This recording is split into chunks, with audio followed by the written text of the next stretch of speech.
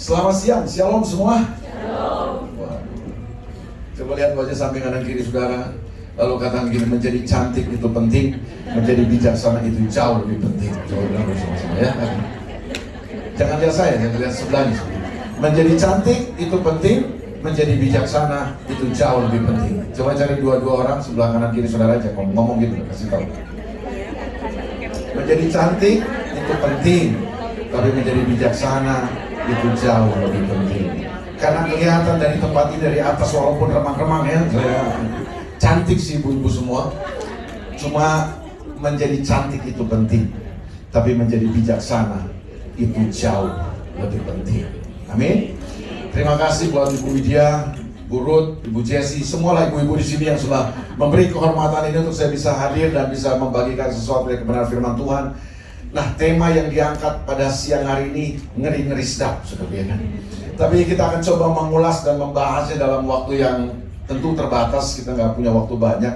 Nah, mungkin saya mendahulunya dengan saya ingin menyampaikan materi ini kepada saudara. Nanti di akhir penyampaian saya akan memberikan waktu kepada ibu-ibu semua untuk bertanya. Bertanyalah apa yang ibu mau tanyakan, tapi tolong jangan tanyakan siapa calon menantu saya. Jangan, saya tidak tahu gitu ya. Tanyakan yang berkaitan tentunya dengan apa yang kita bahas pada siang hari ini. Percayalah, saudara yakin dengan saya? Saudara yakin? Ibu-ibu yakin? Bahwa saya adalah orang yang mahir menjawab pertanyaan-pertanyaan yang mudah. Nanti pertanyaan yang sulit serahkan kepada Ibu Ruth atau Ibu Widya ya. Sorry, ya. Saya mahir menjawab pertanyaannya yang mudah. Nanti kalau yang sulit-sulit ada Ibu Widya dan Ibu Ruth yang bisa jawab. Oke.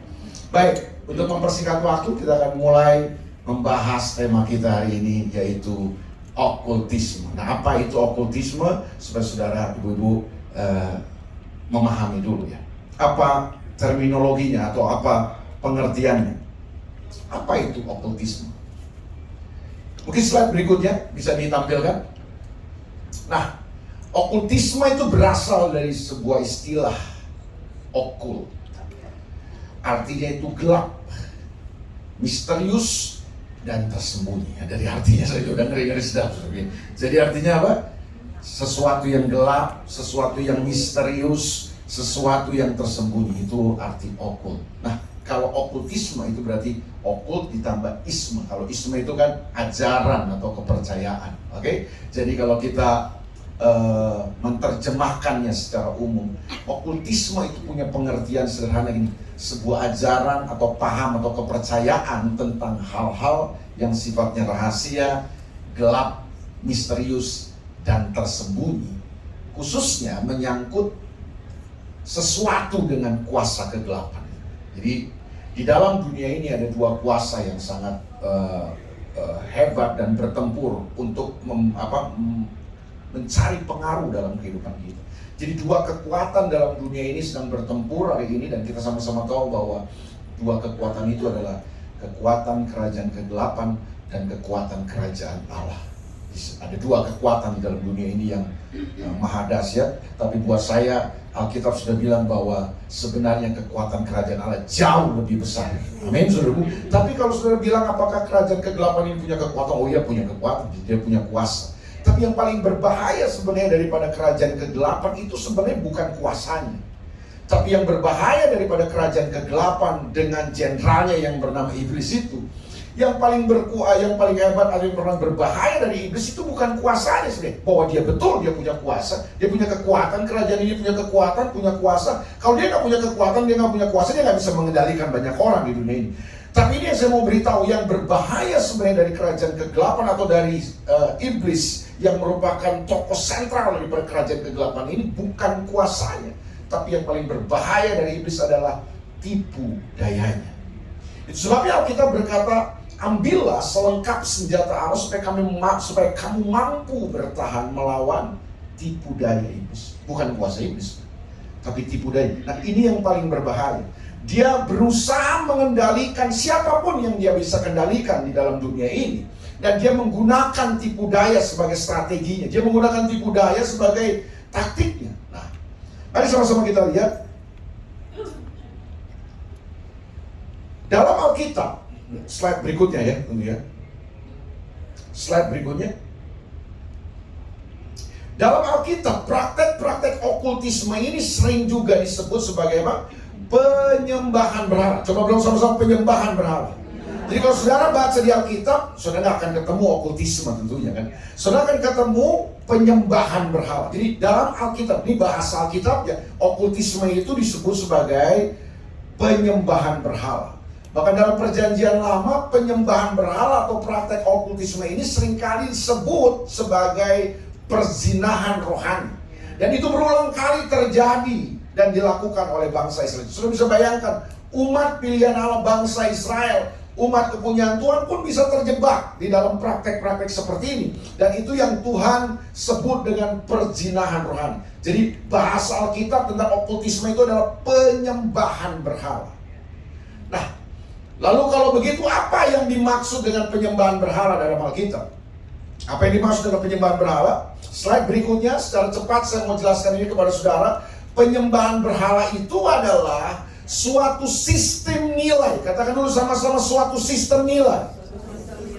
Jadi dia sebuah sistem nilai yang kita bangun di dalam hati dan pikiran kita, di mana kita mempercaya atau kita lebih mempercayai sesuatu, atau kita lebih menghargai sesuatu, atau kita lebih mengasihi sesuatu, lebih daripada percaya kita, hormat kita, kasih kita kepada Tuhan. Jadi saya ulang sekali lagi, yang dimaksud dengan penyembahan berhala dalam Alkitab adalah sebuah sistem nilai yang kita bangun dalam hati dan pikiran kita, di mana gini, kita mempercayai sesuatu, kita menghormati sesuatu, kita mengasihi sesuatu, lebih daripada kita mempercayai Tuhan, lebih daripada kita menghargai Tuhan, lebih daripada kita mengasihi Tuhan. Nah, dia sudah jadi berhala tuh dalam hidup ibu. Jadi kapan ada sesuatu dalam diri ibu yang saudara lebih kasihi, lebih percayai, lebih mengasihinya daripada Tuhan dalam hidup saudara, dia sudah jadi berhala tuh. Jadi apa itu berhala? Penyembahan berhala itu adalah ini, sebuah sistem nilai yang kita bangun dalam diri kita, dalam hati dan pikiran kita, di mana kita mempercayai sesuatu, kita menghormati sesuatu, kita mengasihi sesuatu, lebih daripada percaya kita kepada Tuhan, lebih daripada hormat kita kepada Tuhan, lebih daripada kasih kita kepada Tuhan. Bahwa artinya sebenarnya gini kan, Tuhan gak boleh jadi nomor 2 dalam hidup kita. Kapan saudara menjadikan Tuhan sebagai sesuatu yang menjadi nomor 2 atau nomor sekian, nah sesuatu yang jadi nomor 1 dalam hidup saudara itu telah jadi berhala, saudara. Nah, dalam perjanjian lama ada beberapa ayat sih yang banyak kita bisa temukan. Saya cuma mau kasih contoh satu aja kepada saudara, betapa Tuhan begitu marah kepada umatnya ketika umat Tuhan terjebak dalam praktek-praktek okultisme atau penyembahan berhala ini. Di waktu umat Tuhan tidak lagi menjadikan Tuhan sebagai pusat penyembahan mereka yang terutama, sebagai pusat kepercayaan mereka yang pertama, maka Tuhan marah. Itu menjadi sesuatu yang membuat hati Tuhan begitu begitu marah melihat umat Tuhan. Dan ini Alkitab katakan sebuah kekejian di hadapan Tuhan. Kita contoh aja satu ayat aja ya, bahwa penyembahan berhala ada suatu kekejian di hadapan Tuhan. Jadi praktek-praktek okultisme itu kenapa dibenci Tuhan? Ya karena ini kekejian di hadapan Tuhan. Saya mengambilnya dalam Ulangan pasal 18 ayat 10 sampai 12. Ini salah satu ayat aja contoh. Ada banyak sekali dan mungkin kita nggak punya waktu ya untuk bahas semua ayat-ayatnya. Saya tampilkan satu ayat aja dalam Perjanjian Lama yang dalam Ulangan pasal 18 ayat 10 sampai 12.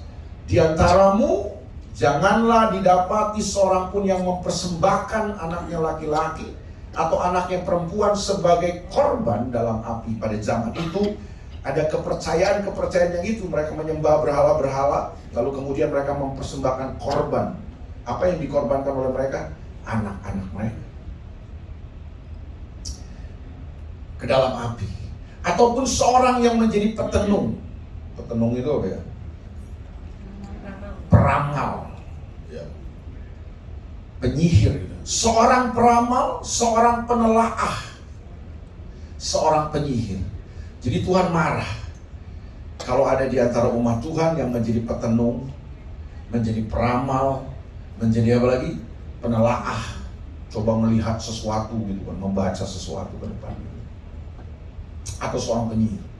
seorang pemantra ataupun seorang yang bertanya kepada arwah atau kepada roh peramal atau yang meminta petunjuk kepada orang-orang mati.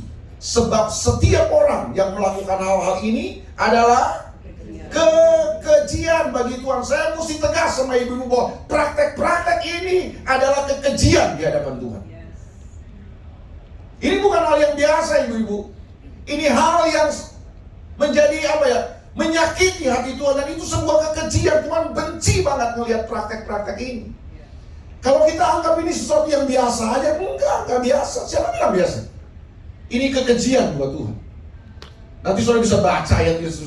Dan karena kekejian inilah Tuhan Allahmu menghalau mereka dari hadapan. Ada konsekuensinya ternyata. Kalau sudah melakukan sesuatu praktek-praktek penyembahan berhala okultisme ini, karena ini kekejian bagi Tuhan, selalu punya konsekuensi. Dan biasanya resiko dan konsekuensinya itu menghancurkan kehidupan. Baik, apa contoh-contoh praktek okultisme? Secara cepat aja saya mau bagikan kepada saudara. Banyak hal ya. Ini yang saya sampaikan di sini tentu praktek-praktek penyembahan berhala okultisme mulai dari zaman dulu kalah ya. Kalau saudara bicara, kita bicara praktek-praktek penyembahan berhala pada zaman modern, banyak juga. Tapi coba kita lihat, menyembah patung atau berhala. Masih nggak, saudara? Kadang-kadang mungkin kita Kristen, kita masih percaya begini. Ya, patung-patung yang kita sembah, yang kita hormati. Ya. Saya tidak mendiskreditkan satu aliran, satu paham. Tapi kita mesti bicara tegas bahwa Tuhan gak suka dengan praktek-praktek ini.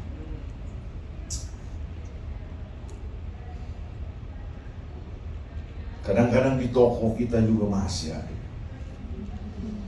ada patung-patung kucing itu yang panggil-panggil orang supaya laris dagangan kita. Jadi larisnya toko saudara ditentukan oleh patung kucing kecil. Saudara tidak lagi mempercayai Tuhan dan janji-janjinya dalam hidup saudara. Saudara lebih percaya tangannya kucing yang begini-begini.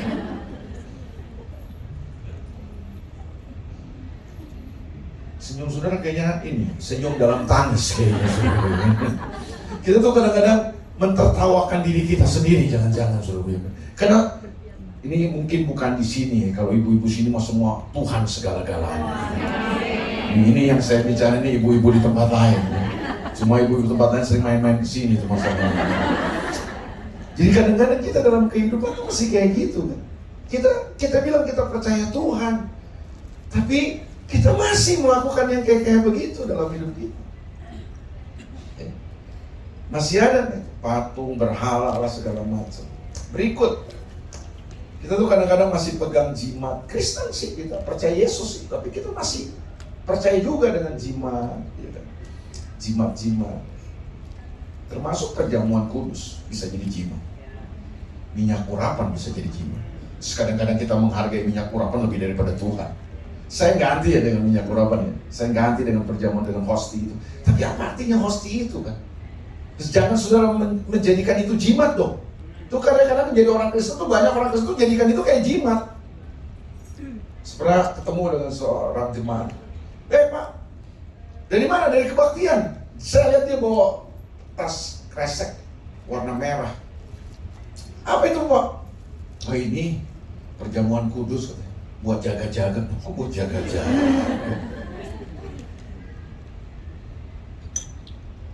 Ada yang bawa minyak urapan. Buat apa? Buat jaga-jaga kan.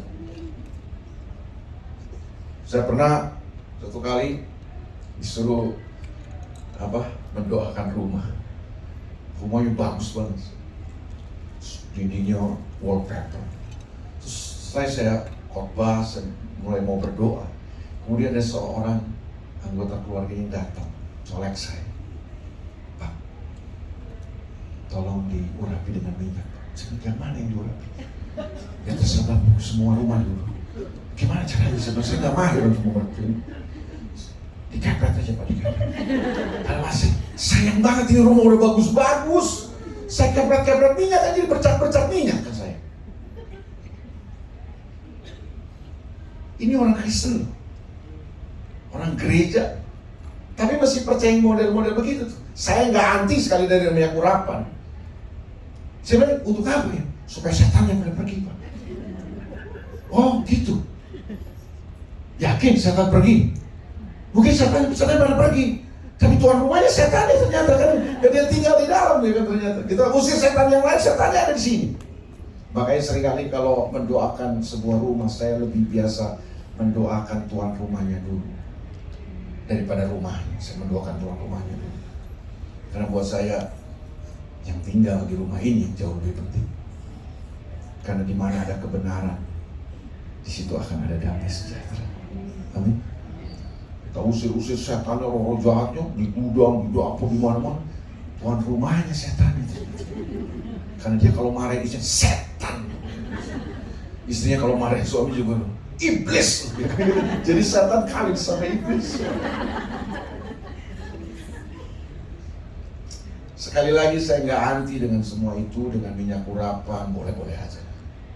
Kadang-kadang juga saya mendoakan orang dengan minyak, tapi nggak selalu. Tapi tolong jangan jadikan itu jimat rohani. Mungkin sudah nggak kedukun lagi sih sekarang. Tapi jangan sampai gini loh, dalam kekesan kita masih mempraktekkan.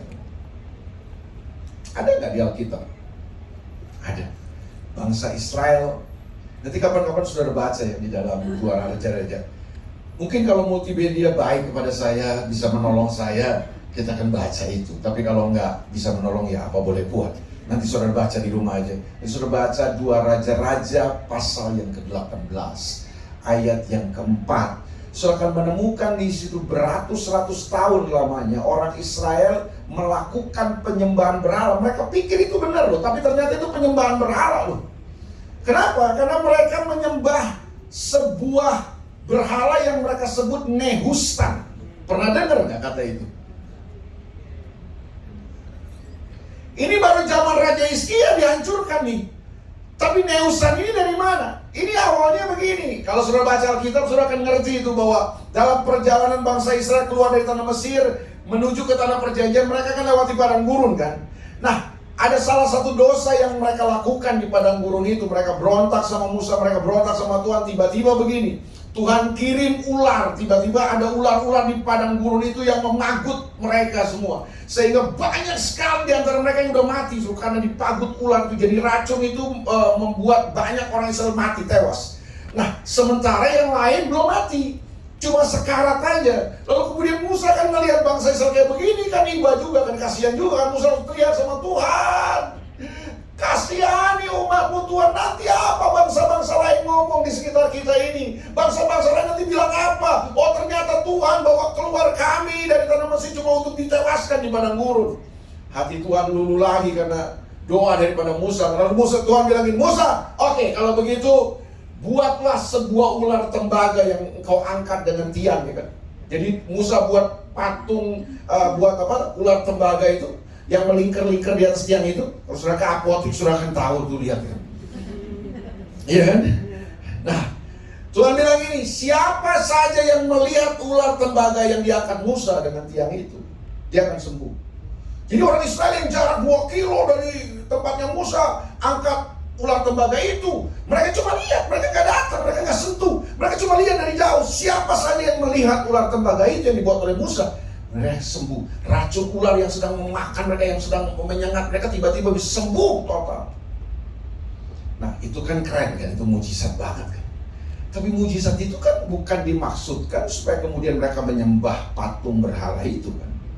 Apa ular tembaga yang dibuat Musa jadi berhala baru kan. Tuhan mau mereka tetap menyembah Tuhan, karena yang buat mujizat kan bukan ular tembaga itu sebenarnya. Mereka sembuh karena kuasa Tuhan. Tapi apa yang terjadi, saudaraku? Ya inilah dasar orang kan. Sekitar kemudian memonumenkannya gitu kan. Orang Israel memonumenkannya. Sehingga sampai zamannya Raja Hizkia, mereka tetap menyembah ular tembaga itu. Ya ampun. Itu yang saya bilang.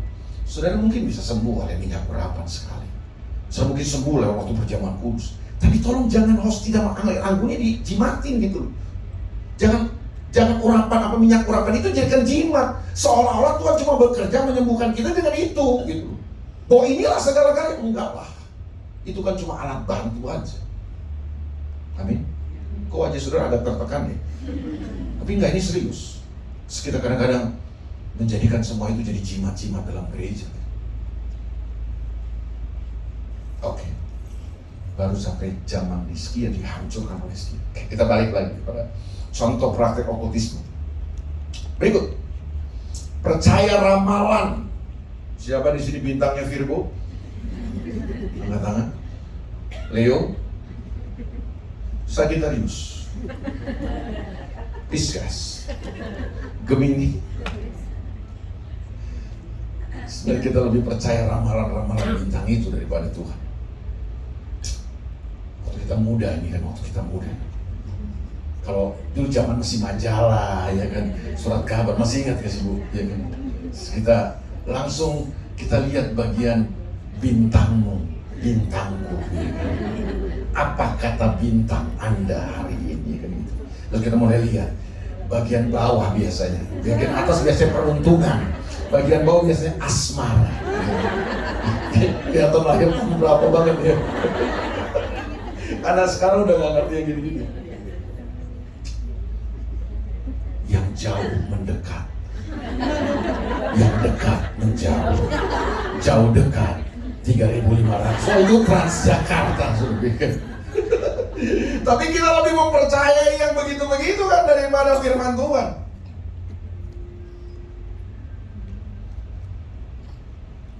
Horoskop, feng shui. Saya masih tinggal di Tanjung Priok waktu itu. Saya masih ngontrak di sebuah rumah di Tanjung Priok tahun berapa ya? Berapa puluh tahun lalu. Kemudian tante saya datang. Tante saya di majelis gereja. Bukan tante saya, tante istri saya lebih tepatnya gitu. Dia datang ke rumah. Sini kamu. Lihat tante. Ini rumah kamu ini nggak bagus. Ini bukan rumah saya tante. Saya ngontrak di sini. Iya tapi nggak bagus. Pintu depan sama pintu belakang terletak pada satu garis lurus. Ini rezeki masuk langsung keluar. Oh gitu tante. Kalau begitu besok saya tutup, saya buka semua pintu sebelah supaya waktu berkat masuk dia bingung mau keluar mana. Agak lama di rumah. Lalu kemudian saya mulai berpikir, kalau berkat kita ditentukan letak pintu, ini kita satu pintu aja. Begitu berkat masuk udah gak keluar-keluar. Tapi banyak orang Kristen masih belum percaya. Saya tidak anti. Kalau sudah, oh ini supaya sisi pencahayaannya atau sirkulasi udaranya lebih bagus, oke. Supaya sinar matahari bisa, enggak apa-apa. Tapi kalau udah mempengaruhi berkat kita, letak pintu mempengaruhi berkat kita, apa hubungannya? Kayaknya di Alkitab nggak ada deh.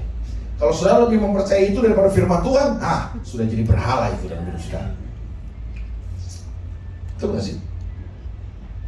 Kakak saya, nggak usah jauh-jauh lah. Kakak saya juga majelis sebuah gereja.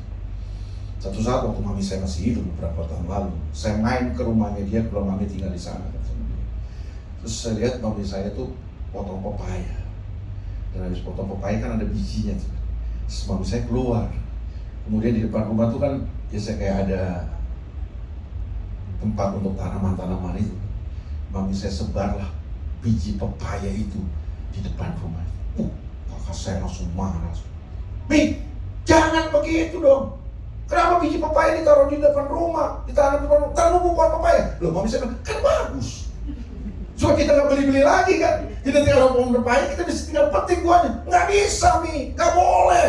Itu pamali pohon pepaya tanam depan rumah. Pepaya, belakangnya paya. Ini kesehatan paya, rezeki paya. Saya dengar kan dari dalam, loh kok gini sih?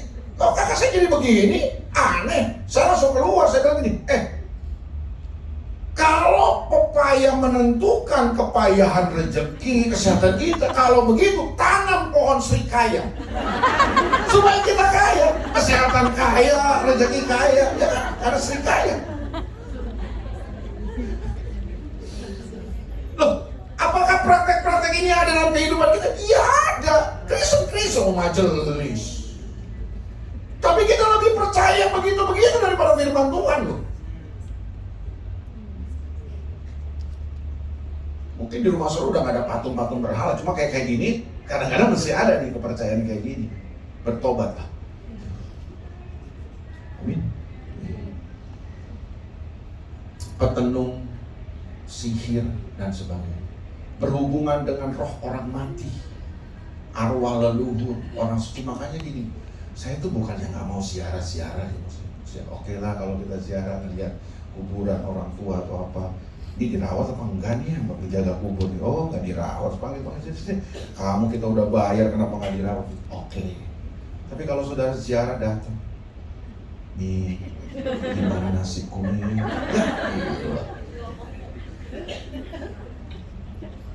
saya mau dagang nih, kira-kira dagang apa ya? Kok nanya sama dia? Kita nanya sama orang mati mau bisnis apa? Ada teman saya tuh gitu, cuma di Manado, rajin ke gereja, tapi setiap kali dia mau bisnis apa, ke kuburan opanya dulu. Dia tanya sama opanya, opa, kita mau buat bisnis opa. Bisnis apa kira-kira? Kok nanya sama orang mati? Nah disinilah seringkali muncul iblis itu licik, ibu-ibu. Iblis itu licik. Itu yang saya bilang, yang berbahaya dari iblis itu bukan kuasanya. Yang berbahaya dari iblis itu tipu daya. Terus Alkitab bilang gak ada hubungan antara orang mati dan orang hidup kan. Tapi percaya gak percaya loh Pak, dia bilang gitu. Percaya gak percaya loh Pak, saya bisa dapat wangsik Pak katanya. Loh iya, lo dibodohin, itu bukan opal lo, itu udah iblis. Iblis menipu. Karena apa? Dia ingin mengendalikan hidupmu. Lama-kelamaan karena begitu, kita akan menaruh kepercayaan di situ kan. Menurut saudara Nyi Roro Kidul itu ada gak sih? Ratu Pantai Selatan itu ada gak? Loh, ada gak menurut saudara? Kan gak ada sebenarnya. Semua laut mah sama saudaraku. Tapi kenapa ada? Kenapa ada?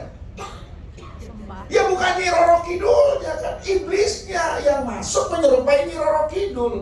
Kenapa? Karena manusia mempercayai. Semakin kita mempercayai, disitulah iblis mengendalikan kita. Makanya besok-besok bukan hanya kita kalau ke pantai mesti hormat 3 kali. Dikasihlah pisang, apel, kepala kembung, dikasih semua. Wah tambah dahsyat itu. Tapi sebenarnya kan yang terjadi bukan Nyi Roro Kidulnya, iblisnya yang sedang mengendalikan hidup kita. Sama lah kayak saudara misalnya, ini ada pohon angker nih Pak. Menurut ibu-ibu itu pohon angker nggak? Nggak ada pohon angker. Kenapa jadi angker? Karena kita mempercayai. Disitulah iblis kemudian masuk mengendalikan kita. Oke? Jadi tuh saudara mesti hati-hati ya. Saya nggak larang saudara ke kuburan. Cuma ke kuburan ngapain itu penting. Kalau ngerawat makam ya mesti oke. Tapi kalau saudara udah mulai doa, nggak ada urusan, sudah mati ya. Betul nggak sih saudara? Yang ada nanti sebenarnya malah diikat sama iblis. Berikut ajaran sesat. Ya banyak ajaran setan-setan. Ini ajaran setan jangan selalu pikir ajaran yang ngeri, bukan. Ingat tuh, Hawa tertipu dan jatuh itu lewat ajaran setan. Setan ngajarin Hawa apa? Setan meragukan identitas Hawa. Jadi semua pengajaran yang bertentangan dengan firman Tuhan itu menjadi ajaran-ajaran sesat, ajaran setan. Meskipun kelihatannya mungkin bagus ya, keren, tapi kalau bertentangan dengan firman Tuhan itu bahaya. Oke, secara cepat aja berikutnya. Nah, banyak orang yang sudah percaya Tuhan namun tidak bisa bertumbuh dalam kehidupan. Sudah bertahun-tahun ada di gereja, bertahun-tahun Kristen, tapi nggak bertumbuh. Kenapa? Ya karena hidupnya terikat. Terikat oleh apa? Oleh kuasa kegelapan, oleh si jahat. Lewat apa? Lewat praktek-praktek okkultisme ini. Maka saudara lihat, ya ke gereja sih ke gereja, tapi untuk bertumbuh, untuk melesat bersama dengan Tuhan itu susah banget. Ya begitu-begitu aja. Imannya begitu-begitu aja, kasihnya pernah begitu-begitu aja, nggak pernah bertumbuh. Kenapa? Karena jangan-jangan ada banyak hal yang bisa mengikat, masih mengikat kita. Berikut. Next.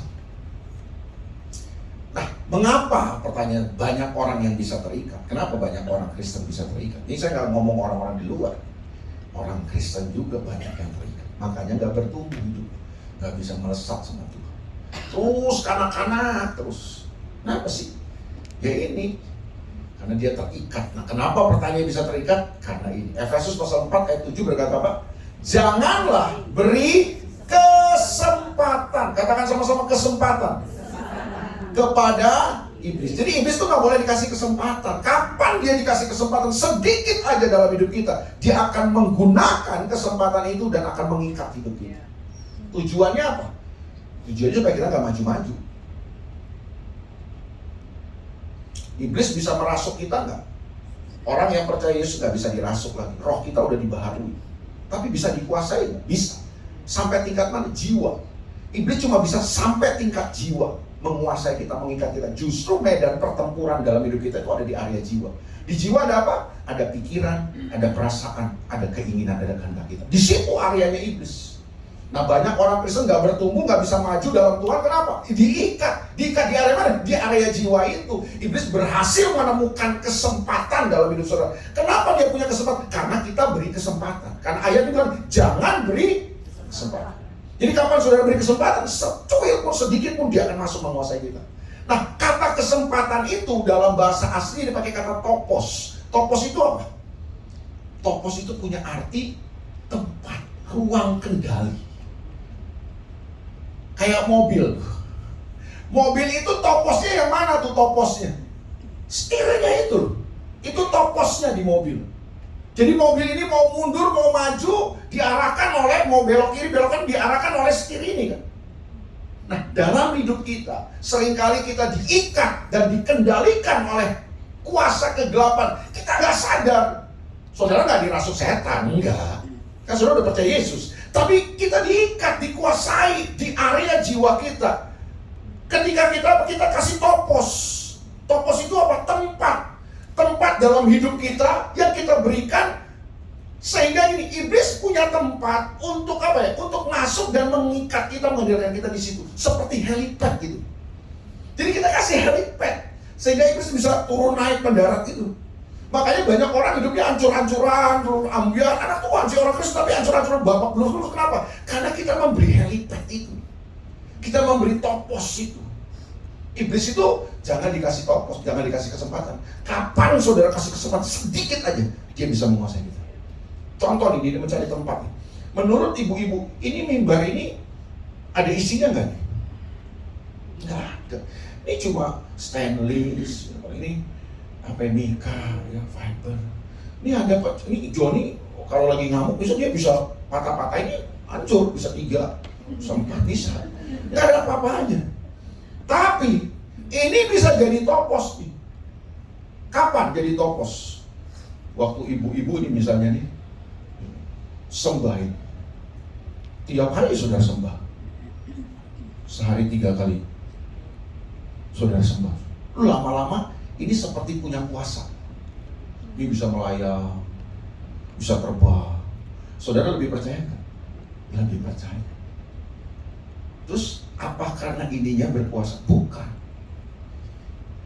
Waktu saudara sembah ini mimbar, iblis melihat, oh ini jadi topos, jadi tempat untuk iblis masuk, dan kemudian iblis dari balik mimbar ini dia mengendalikan hidup saudara. Makanya tadi saudara tersembunyi iblis.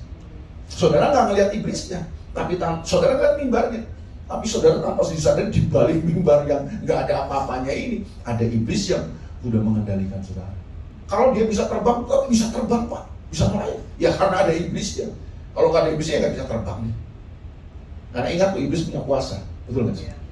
Dia bisa kasih jabatan, dia bisa kasih money, dia bisa kasih kekuasaan, dia bisa kasih apa aja. Tapi dia nggak pernah bisa kasih kehidupan kekal, saudara. Itu yang iblis nggak bisa kasih. Iblis cuma bisa kasih sesuatu yang sementara, tapi dia nggak bisa kasih yang kehidupan kekal, keselamatan nggak bisa. Tapi kita senangnya yang begitu kan, makanya kita gampang ditipu. Hati-hati dulu. Iblis ini mainnya licik. Saya bukan mengedifikasi iblis ya, tapi yang saya mau beritahu, iblis itu licik. Dengan tipu dayanya dia bisa memanipulasi kehidupan kita. Dia bisa memanipulasi apapun untuk mengendalikan, mengikat hidup kita, dan akhirnya menghancurkan hidup kita. Hari ini temukan ibu-ibu, kalau ada topos yang ibu-ibu berikan kepada iblis, hari ini rebut kembali tempat itu. Ambil alih. Setelah kemudian kita serahkan kepada Tuhan. Yang terakhir, slide terakhir. Slide terakhir itu ini. Tadi. Ini dia. Nah, ini jalur masuknya nih ya. Jalur masuk si jahat bisa memiliki topos dalam hidup kita, dan akhirnya dia bisa mengikat dan menguasai hidup kita. Lihat ini, mainnya tuh iblis di sini. Bukan di area roh, tapi di area jiwa kita. Dia masuknya di mana? Di pikiran. Ini banyaknya serangannya ke iblis. Nah, salah satu hal yang seringkali mengganggu itu penyembahan berhala dan karakter dan kebiasaan buruk. Ini dua hal yang seringkali iblis serang lewat pikiran kita. Pertamanya tuh pasti di pikiran kita nih. Waktu saudara lihat, iya benar juga ya. Yang diramal, jadi loh, tepat loh. Kita percaya kan. Nah, waktu situ udah menyerang pikiran saudara, nah udah, saudara akan masuk kepada praktek-praktek itu tuh. Dan ketika saudara masuk kepada praktek penyembahan berhala, okultisme, saudara akan dikendalikan dan semakin diikat oleh iblis. Makanya bagaimana mengalahkannya? Pada waktu iblis menyerang dalam area pikiran kita, itu udah mesti dikalahkan di situ. Kalau saudara nggak bisa mengalahkannya di sisi itu, udah berat, kita udah pasti kalah dan dikuasai. Oke, berikut. Dan yang terakhir, bagaimana kita bisa terlepas dari jerat okultisme ini? Jangan beri topos kepada iblis. Jangan beri kesempatan. Apapun itu. Kapan ada topos dalam pikiran saudara, dalam area perasaan, pikiran, dan kehendak saudara, situ iblis akan menguasai kita dan mengikat kita. Ambil alih sekarang ini kalau pernah ada topos yang saudara berikan. Yang kedua, percaya sungguh-sungguh dan setianya kepada Tuhan. Amin. Iya. Taruh kepercayaanmu sungguh-sungguh hanya kepada Tuhan dan firman-Nya, jangan yang lain. Sudah semua percayai firman Tuhan lebih daripada apapun di dunia ini. Kalau saudara tidak mempercayai firman Tuhan dan Tuhan lebih daripada apapun, itu berarti ini, saudara sedang tidak mempercayai Tuhan sama sekali. Saya ulang, kalau saudara tidak mempercayai Tuhan sama sekali dalam hidup saudara, tidak sungguh-sungguh mempercayai firman Tuhan dan Tuhan dalam hidup saudara, saudara sebenarnya tidak mempercayai Tuhan sama sekali dalam kehidupan saudara. Artinya begini, pilihannya cuma dua, saudara mau mengasihi Tuhan atau tidak mengasihi Tuhan, saudara mau mempercayai Tuhan atau tidak mempercayai Tuhan. Nggak ada di gray area, nggak ada. Yang ketiga, bagaimana saudara bisa lepas daripada jeratan okultisme ini? Saudara harus tunduk kepada Tuhan dan lawan iblis dengan iman. Yakobus pasal 4 berkata, ayat 7, karena itu tunduklah kepada Allah dan lawanlah iblis, maka ia akan lari daripada. Masalah terbanyak kita nggak pernah lawan, kita elus iblis, kita main-main, kita coba-coba. Iblis ini jangan dicoba-coba, iblis jangan coba main-main sama iblis. Sekali kita kejerat, kita akan dijerat dan diikat dan dikendalikan oleh. Lawan iblis dengan imanmu, lakukan peperangan rohani. Peperangan rohani ini saudara harus lakukan. Karena ada banyak serangan-serangan yang akan datang dalam kehidupan kita, apalagi di era modern ini. Banyak hal iblis akan saya percaya bahwa iblis sekarang ini nggak datang lagi dengan bentuk mak lampir lah, dengan Dracula, dengan gigi cari darah, dan enggak lah. Iblis itu kadang-kadang datang dengan cara-cara yang kekinian dan canggih, ya kan? Lewat media sosial, lewat teknologi. Kalau saudara nggak hati-hati berat. Bahkan di perjanjian baru ada sebuah berhala yang sangat-sangat berbahaya sekali. Bahkan tidak pernah Yesus menyandingkan dirinya dengan berhala manapun selain berhala ini. Namanya Mammon.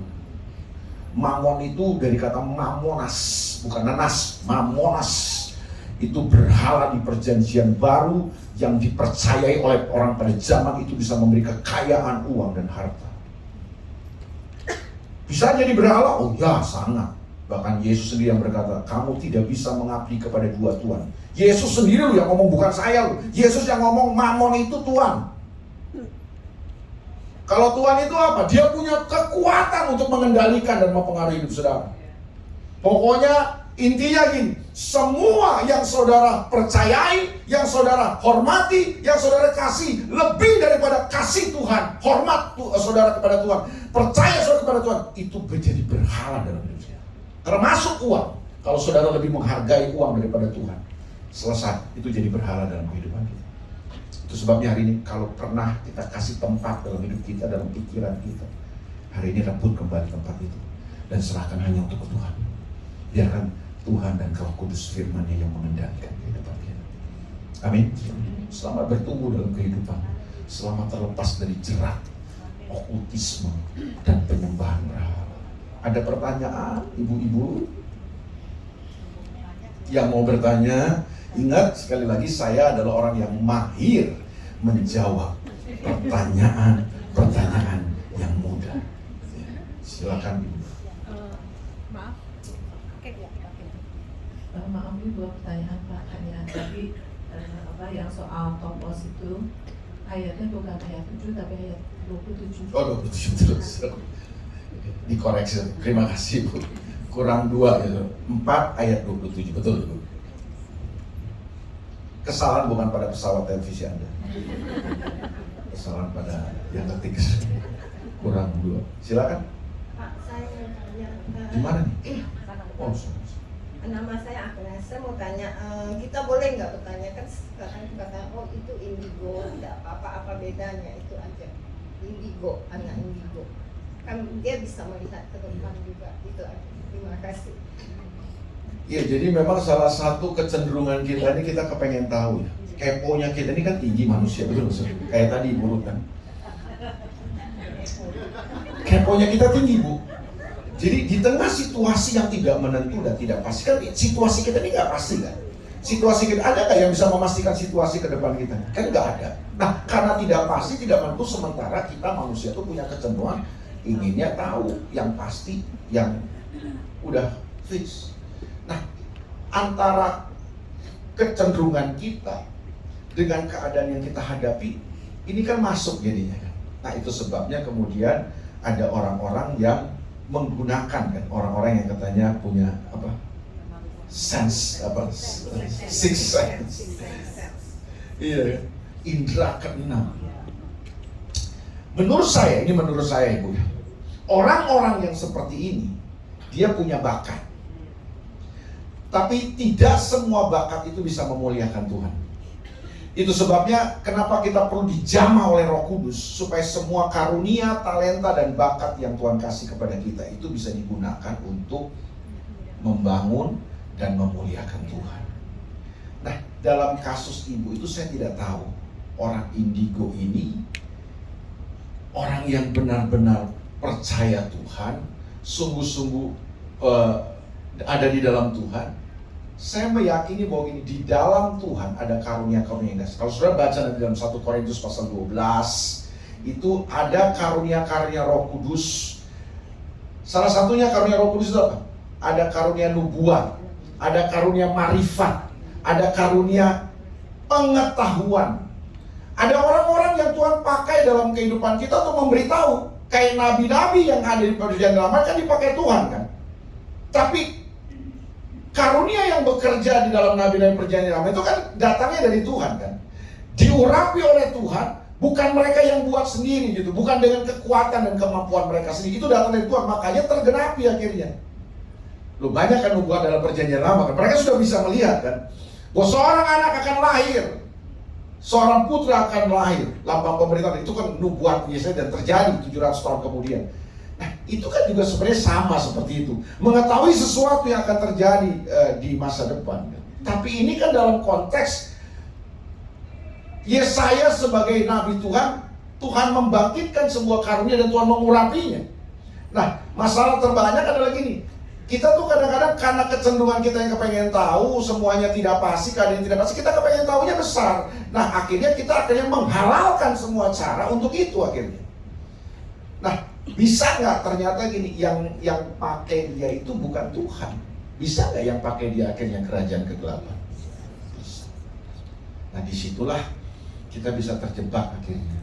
Makanya saran saya, daripada bertanya dengan orang-orang yang seperti itu, lebih baik saudara berdoa kepada Tuhan, sebaca firman Tuhan dan menaruhkan harapan saudara kepada Tuhan. Karena saya tidak tahu tuh orang itu adakah di dalam Tuhan. Sebetulnya ada orang-orang di dalam pekerjaan dalam gereja ya, dalam pelayanan yang Tuhan pakai untuk karunia-karunia itu ada. Saya tidak menafikan bahwa ada ya.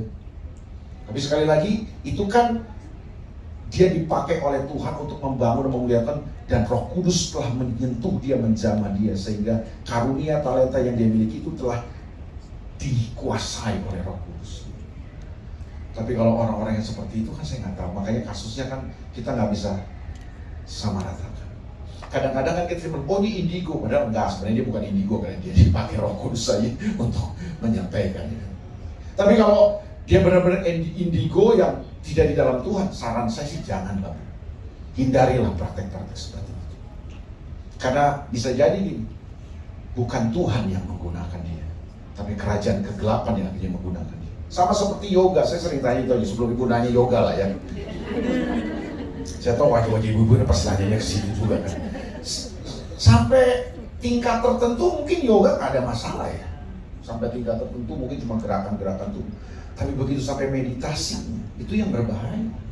Saudara mesti kosongkan pikiran. Waktu saudara kosongkan pikiran, yang masuk apa? Saya baca-baca Alkitab, nggak ada kosongkan pikiran, nggak ada. Yang ada saya baca di Alkitab, merenungkan firman. Bukan mengosongkan pikiran. Meditasi dalam bahasa Alkitab ada nggak? Meditasi yang ada. Tapi merenungkan firman. Mazmur pasal 1, ayat yang pertama dan ayat yang kedua dan ketiga itu kan. Berbahagialah orang yang tidak jalan menurut jalan nasihat orang fasik, yang tidak berdiri di jalan orang berdosa, tidak duduk dalam kumpulan pencemooh, tetapi yang kesukaannya ialah merenungkan Taurat itu siang dan malam. Itu dipakai kata meditasi itu. Nah, kalau yoga itu kan saya nggak tahu, saudara sudah kosongkan pikiran. Begitu kosong pikiran saudara, yang masuk apa saya kan nggak tahu. Justru yang berbahayanya di situ malah, menurut saya. Gitu. Jadi itu yang saya bilang, karena iblis itu punya sifat apa? Dia cari tempat kendali dalam hidup kita. Kapan ada sesuatu yang bisa jadi tempat buat dia masuk, dia akan masuk dan mengendalikan kita. Gitu ya. Oke, ada yang lain? Gitu Bu, mungkin jawaban saya sih. Ya, saran saya, hindarilah yang seperti itu. Pak, saya mau tanya, kalau misalnya seseorang itu mengasihi keluarganya itu lebih besar daripada ibadah tuh gimana ya?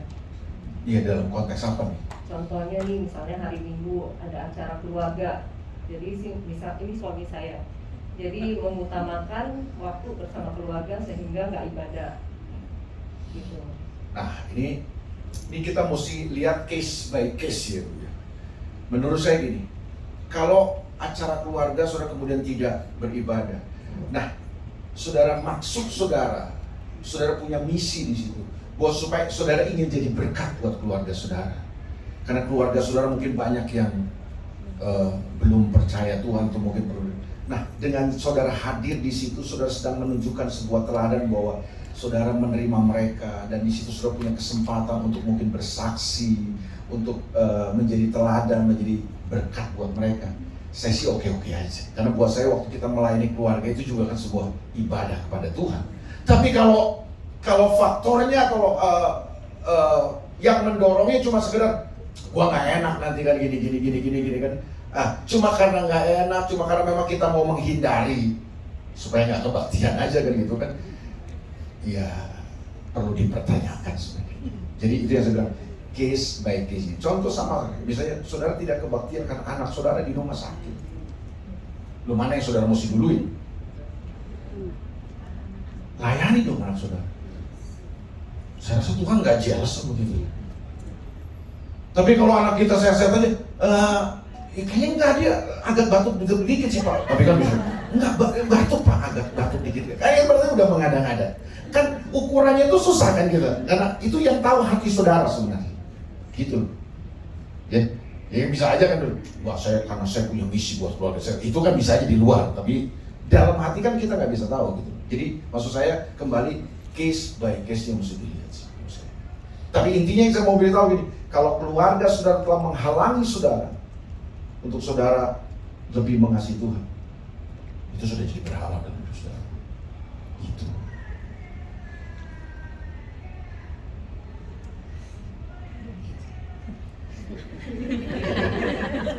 Ada yang lain? Waktu saya habis 2-3 orang bagaimana?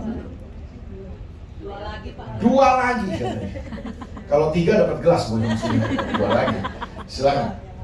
Nama saya Adeline, saya mau nanya, kalau ke sinse misalnya untuk dia bisa mengobati segalanya, kayak akupuntur salah satunya, terus yang ada ginjal, apakah boleh Pak? Terus yang kedua, boleh nggak bertanya lagi, kalau anak Tuhan itu apakah bisa melihat kayak ini ada orang jahat atau ini gitu misalnya di rumah, dan apakah bisa kerasukan tuh Pak? Terima kasih. Sinse dulu ya pertama ya, sinse. Menurut saya gini, semua praktek-praktek pengobatan yang bertentangan dengan firman Tuhan pasti kita tolak ya. Kalau praktek-praktek itu bertentangan dengan firman ya kita tolak. Tapi sejauh praktek-praktek pengobatannya tidak bertentangan dengan firman Tuhan, lalu gini, ini sebagai upaya saja, upaya pengobatan dan lain sebagainya, saya sih oke-oke aja. Tapi yang berbahaya adalah ketika kita telah menjadikan praktek-praktek pengobatan itu kita lebih mempercayainya daripada kuasa Tuhan. Kakak saya juga kan sinse waktu dia jatuh dari tangga, dia ada orang bilang, oh ini ada ke sinse ini bagus, oke. Tapi dia ke sinse cuma sekedar untuk memastikan aja sih Mbak. Jadi dia tetap percaya bahwa Tuhanlah yang menyembuhkan dia. Jadi selalu itu yang saya bilang. Nah, ukuran-ukuran ini kan susah ya, karena ukuran-ukuran ini cuma ada di hati kita sebenarnya. Saya nggak bisa kan menilai hati ibu. Tapi kalau ibu sudah mulai mempercayai itu sinse lebih daripada percaya ibu kepada Tuhan, bertobatlah dulu. Karena kerajaan Allah sudah dekat. Tapi kalau saudara cuma sebagai upaya, kan sama kayak ke dokter juga. Saudara kadang-kadang kita tuh jujur ya, saya bukan anti dokter. Ada dokter sini saya mohon maaf, bukan itu. Saya kadang-kadang tuh gini, dokter kita, wih dokter ini hebat, dokter ini. Kita lebih membesarkan seorang dokter daripada kuasa Tuhan. Saya ajar jemaat saya, ini jemaat saya, kalau jemaat ini kan saya nggak punya hak. Jemaat saya ajarin, oh, kalau ada yang sakit, jangan langsung, oh dokter ini hebat, dokter ini hebat. Enggak, saya bilang, bisa nggak kamu kalau ada yang sakit ini? Tumpang tangan dulu, doa sama Tuhan. Kuasa Tuhan kita lepaskan dulu, baru ke dokter. Jadi kita nggak menempatkan Tuhan di nomor sekian. Ya saya bukan bilang bahwa dokter itu jadi berhala, enggak ya, tapi saya cuma ingin berarti konteksnya itu kan saya bilang bahwa praktek-praktek pengobatan yang bertentangan kita tolak. Tapi yang kedua adalah bahwa jangan sampai gini, kita lebih mempercayai itu sinse daripada kuasa Tuhan gitu. Pertanyaan berikutnya apa tadi? Soal Tuhan apakah bisa melihat itu? Saya belum pernah melihat, saya anak Tuhan Bu, tapi saya belum pernah melihat ada. Suatu jalan ke Lampung dalam perjalanan pelayanan, teman saya bilang, itu ada tuyul bro, tuyul di pinggir jalan. Ah mana gua nggak lihat, nggak ada, saya nggak pernah lihat. Juga pernah saya kata, Pak itu ada setan di sekolah kita, waktu saya di sekolah, Pak itu ada setan, saya lihat tadi bro. Enggak, saya nggak melihat, mungkin dia bisa lihat, saya nggak lihat. Nah kalau apakah terus saya anak Tuhan terus saya nggak bisa ngeliat setan terus saya merasa minder? Enggak juga sih. Nggak bisa ngeliat setan juga nggak apa-apa kan. Jadi saya nggak tahu bentuknya setan kayak apa juga nggak apa-apa. Tapi saya tahu setan ada, iya saya tahu, saya percaya tuh setan ada. Tapi saya nggak pernah lihat seumur, saya nggak tahu Bu Widya pernah lihat kali ini. Saya belum pernah. Gitu. Jadi ukurannya bukan itu. Apakah anak Tuhan bisa ngeliat? Enggak. Saya percaya mungkin ada ya orang-orang yang bisa deh, saya juga nggak mau menghakimi mereka, tapi Alkitab bilang ujilah segala sesuatu. Jadi bahkan di dalam gereja pun kalau ada orang-orang yang begitu, uji, jangan langsung percaya, uji dulu segala sesuatu, nubuatan, penglihatan, segala macam itu yang tadi itu marifat itu perlu diuji. Bahkan dalam gereja hamba Tuhan sekalipun yang menyampaikan, saudara perlu uji. Itu Alkitab bilang kok gitu. Gitu. Tadi yang ketiga tadi. Itu yang saya bilang, kalau saudara lahir baru ya, bukan Kristen sekedar Kristen, saudara lahir baru, Alkitab bilang kita nggak bisa dirasuk lagi oleh setan. Yang bisa dirasuk itu orang yang belum percaya Tuhan sungguh-sungguh gitu, yang belum lahir baru. Karena waktu kita lahir baru, roh kita tuh dijaga oleh Tuhan. Terus kita bisa dikuasai, ya bisa. Jadi iblis tidak bisa merasuk orang yang lahir baru, tapi bisa menguasai. Sampai di mana? Bukan sampai tingkat roh, tapi sampai tingkat jiwa, itu sampai pikiran, perasaan. Nah kapan itu tadi yang saya jelasin, ketika kita kasih topos dalam pikiran kita, dalam kehendak kita, perasaan kita gitu. Satu lagi berarti yang terakhir ya, tadi siapa tadi ibu? Ibu tadi siapa ya? Mau tanya satu lagi? Oh udah nggak ada yang maksudnya. Satu lagi, oke silakan. Nggak jadi karena udah terjawab mungkin. Sama pertanyaannya, oke? Kalau udah nggak ada, mari kita bangkit berdiri sama-sama, saudara. Tim musik kita datang sama